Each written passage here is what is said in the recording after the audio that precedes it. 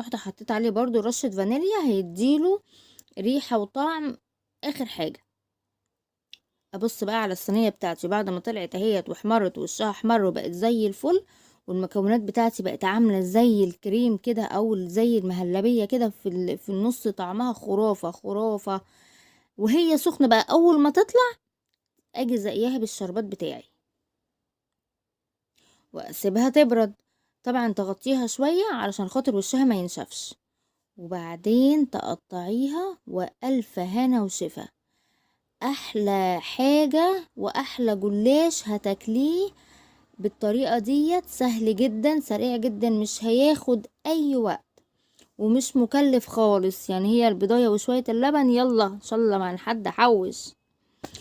وما تنسوش بقى اشتراك وفعلوا الجرس عشان يوصلكوا كل جديد، والسلام عليكم.